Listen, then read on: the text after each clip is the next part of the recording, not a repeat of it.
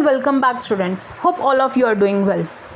Today we'll cover a topic which is very important from the point of view of exams, and it is consumers equilibrium indifference analysis. Let's understand the definition of consumers equilibrium. It is defined as a situation when a consumer maximizes satisfaction spending his given income across different goods with the given prices.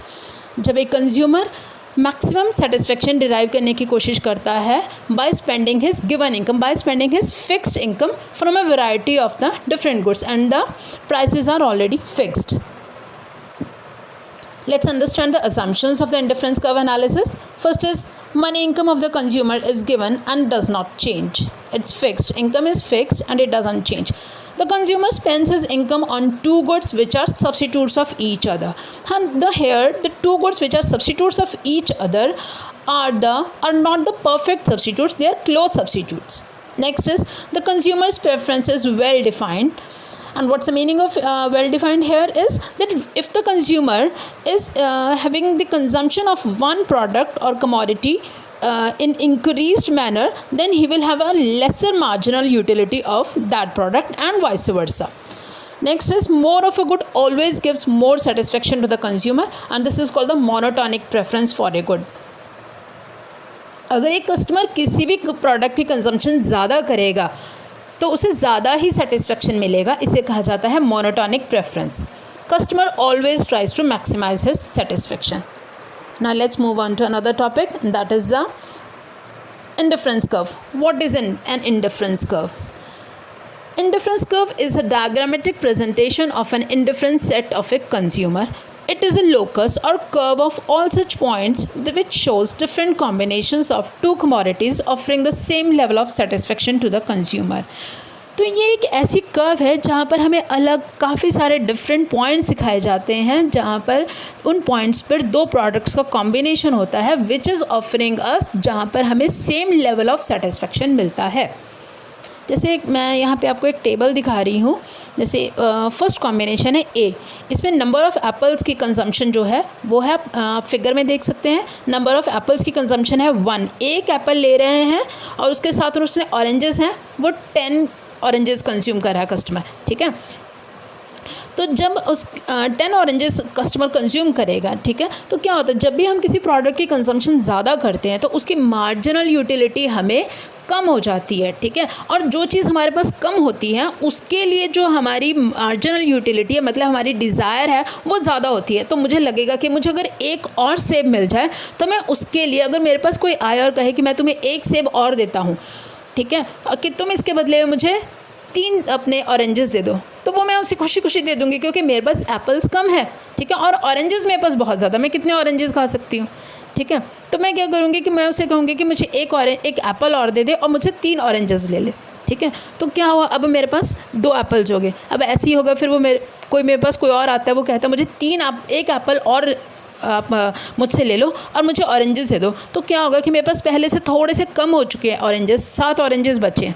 ठीक है, तो मैं आप कहूँगी कि ठीक है मैं दे तो दूँगी, लेकिन मैं उसके बदले आप तुम्हें 2 ऑरेंजेस दे सकती हूँ. ठीक है, तो यहाँ पर क्या है, मेरी मार्जिनल यूटिलिटी कम तो हो रही है ऑरेंजेस की, लेकिन उतनी कम नहीं हो रही है. ठीक है, तो इस तरह से आगे आप देख सकते हैं कि जब मेरे पास 4 एप्पल्स हैं तो फिर मेरे पास एप्पल्स भी अब सफिशेंट हैं, अब ऑरेंजेस भी 4 हैं. तो क्या होता है, यहाँ पर मार्जिनल यूटिलिटी हमारी डिक्रीज़ होती दिख रही है, किसकी, ऑरेंजेस की. ठीक है, और एक पॉइंट के बाद है एप्पल्स की मार्जिनल यूटिलिटी भी हमारे लिए डिक्रीज़ हो गई है, 0.4 पे, पॉइंट डी पे आ गए. ठीक है, आगे समझते हैं हम properties of indifference curve. First is IC slopes downward. IC slopes downward from left to right. It means that if the consumer wants to have more of one good, he must have less of the other because of the monotonic preference of the consumer. According to monotonic preference, more of a good always leads to higher satisfaction. So increased satisfaction must be counterbalanced with decreased satisfaction from the other good to remain on the same level of satisfaction, which is the basic assumption of indifference curve.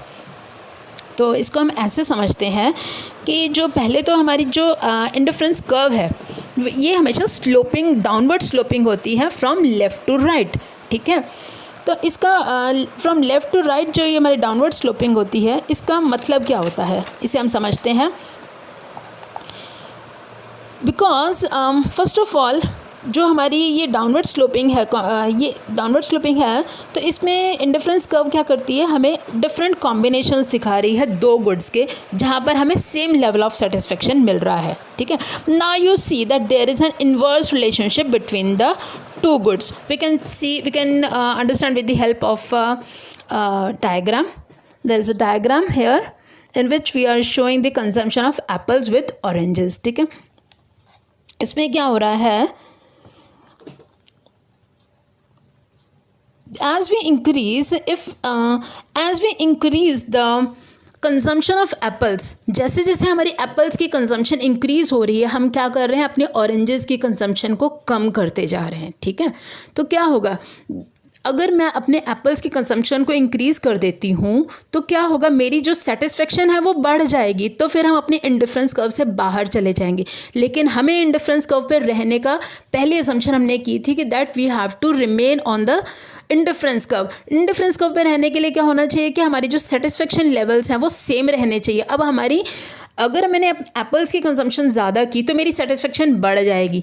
अब indifference curve पे रहना है तो मुझे oranges की consumption है वो कम करनी पड़ेगी to be on the same level of satisfaction. Next is IC is convex to the reason.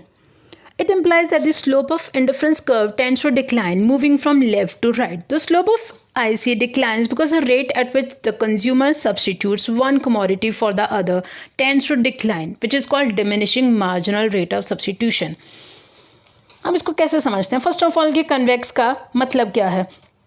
Convex is curving outwards like the edge of a circle. जैसे कि हम किसी सर्कल की शेप देखते हैं, वो बाहर की ओर मुड़ी होती है, तो that is called convex, okay.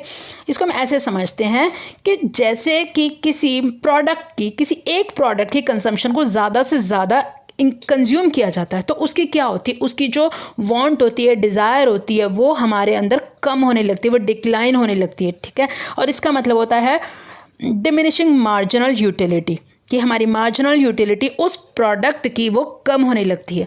On the other hand, as more and more units of the another product, let's suppose the product Y is given up, his intensity of desire for good Y tends to rise.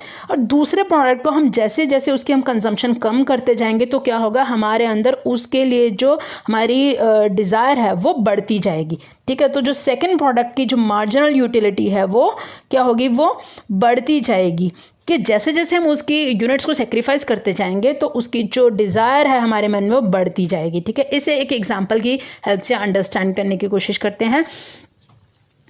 For example, यहाँ पर एक table दे रखा है जिसमें different combinations दे रखे हैं। First combination में हम क्या देखते हैं कि एक्स प्रोडक्ट की कंजम्पशन है वो 1 यूनिट है, ठीक है, और वाई की कंजम्पशन है वो 10 यूनिट्स है। इसे एक्स वाई की जगह हम मान सकते हैं, मान लीजिए कि एक्स है जीन्स है और वाई है वो शर्ट है, ठीक है। तो जब मेरे पास एक जीन्स है तो मेरे पास जो शर्ट्स हैं वो 10 हैं। तो अगर मेरे पास ऐसे में कोई आकर एक शर्ट मुझे और देगा तो मुझे उसे लेने में कोई दिलचस्पी नहीं होगी, ठीक है, तो मुझे और उसकी ज़रूरत ही नहीं होगी। लेकिन अगर वहीं कोई आकर मुझे एक और जीन्स दे देता है और वो मुझे बदले में कहता है कि मुझे कुछ यूनिट्स आप इसकी प्रोडक्ट वाई की दे दीजिए, तो मैं ये कहूँगी कि मुझे आप एक एक्स दे दीजिए लेकिन आप मेरे से 3 यूनिट्स ऑफ वाई ले लीजिए, ठीक है। तो ये जो है दूसरा कॉम्बिनेशन दिखा रहा है पॉइंट बी पे, तो जहाँ पे हमारी गुड वाई की कंजम्पशन है 7 यूनिट्स और गुड एक्स की कंजम्पशन है 2 यूनिट्स। फिर ऐसे में कोई और आता है मेरे पास और मुझे कहता है कि आप मेरे से एक्स का एक यूनिट ले लीजिए और मुझे बदले में वाई की कुछ यूनिट्स दे दीजिए, ठीक है। तो क्या होगा, तो मैं खुशी खुशी उसे 2 यूनिट्स अपनी वाई की देने को तैयार हूँ। फिर हम डी पॉइंट पे देखते हैं कि फिर कोई मेरे पास आता है और मुझे कहता है कि आप मेरे से 1 यूनिट एक्स की ले लीजिए, ठीक है। तो अब तक मेरे पास क्या था, एक्स की यूनिट थी जो वो मेरे पास कम थी, तो मुझे उसकी मार्जिनल यूटिलिटी क्या थी, वो हायर थी। लेकिन अब मेरे पास उसकी कंजम्पशन जो है वो 3 यूनिट्स ऑलरेडी हो गई है। 3 यूनिट्स पर आकर कोई एक और ऑफर करता है तो मेरे पास उसकी गुड एक्स की मार्जिनल यूटिलिटी कम होती जा रही है, ठीक है। वाई गुड है वो मैं आपको 1 यूनिट दे सकती हूँ, ठीक है। तो यहाँ पर हम देख सकते हैं कि पॉइंट ए के ऊपर पहले जहाँ पर गुड एक्स है वो 1 यूनिट है और y है वो 10 यूनिट है, ठीक है। तो ए पॉइंट के ऊपर x की मार्जिनल यूटिलिटी काफ़ी हाई है लेकिन y की लो होनी शुरू हो गई है। और उसी तरह से हम देखते हैं डी पॉइंट के ऊपर मेरे पास जो एक्स गुड की मार्जिनल यूटिलिटी है वो कम होनी शुरू हो गई है लेकिन गुड वाई की मार्जिनल यूटिलिटी है वो हाई हो गई है। इस आप टेबल में भी देख सकते हैं जो एक कॉम्बिनेशंस दिए हुए हैं, फिर गुड एक्स की कंजम्पशन दी हुई है, फिर वाई की दी हुई है, ठीक है। और लास्ट में है marginal rate of substitution. Marginal rate of substitution होता क्या है इसे समझ सकते हैं, that is change in Y over change in X, ठीक है।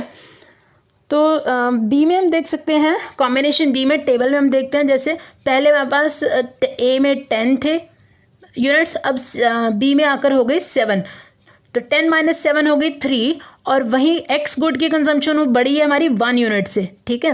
तो हमारा फार्मूला है मार्जिनल रेट ऑफ सब्स्टिट्यूशन का फार्मूला है change in Y upon change in X, okay. So it becomes -3 upon 1, so it is -3। हम इस टेबल से देख सकते हैं कि जो हमारा मार्जिनल रेट ऑफ सब्स्टिट्यूशन है हर कॉम्बिनेशन के साथ क्या होता है वो घटता जा रहा है, ठीक है। Next is higher indifference curve implies higher satisfaction. तो हम इस फिगर से देख सकते हैं कि यहाँ पर हमारे पास डिफरेंट इंडिफरेंस कर्व्स दे रखी हैं, ठीक है। तो जैसे जैसे हमारी इंडिफरेंस कर्व है वो हायर जो होती जाएगी तो हमारा higher level of satisfaction achieve होगा, ठीक है।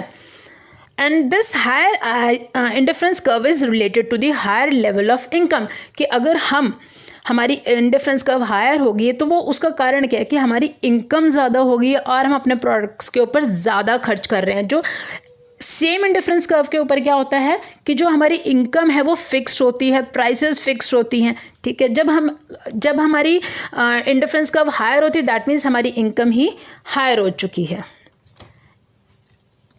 Next is ICs do not touch और इंटरसेक्ट विद ईच अदर।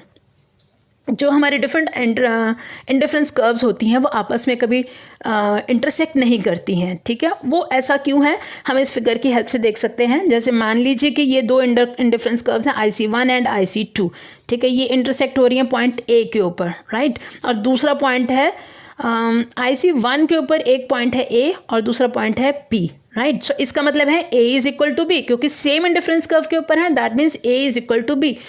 और दूसरी तरफ जो हमारे इंडिफरेंस कर्व है IC2 उसके ऊपर दो पॉइंट्स हैं A and C, that means A is equal to C।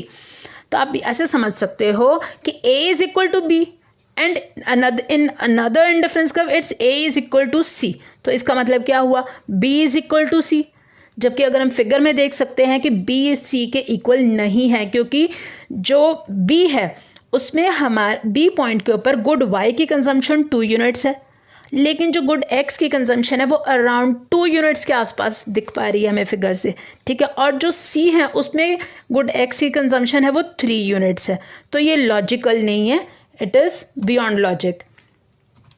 Next is IC does not touch x axis और वाई एक्सिस। तो जो हमारी इंडिफरेंस कर्व है इसमें हम एक अजम्पशन लेते हैं कि that is a consumption of 2 goods. वहाँ पर 2 गुड्स की कंजम्पशन चल रही है, ठीक है। अगर हम ऐसे दिखाते हैं, मान लीजिए कि जो हमारी इंडिफरेंस कर्व है वो एक्स एक्सिस को टच कर रही है। एक्स एक्सिस को टच करने का मतलब है कि गुड वाई की कंजम्पशन है वो 0 हो चुकी है। अगर हम मान लेते हैं कि जैसे कि सेकंड फिगर में दिख रहा है कि जो हमारी एक्स एक्सिस है वो वाई एक्सिस को टच कर रही है, तो वाई एक्सिस को टच करती है तो गुड एक्स की कंजम्पशन 0 हो जाती है। तो ये हमारा इसमें लॉजिक नहीं अप्लाई होगा। Thank you so much. In case you have any query or comment, you can ask me in the comment box. Thank you so much.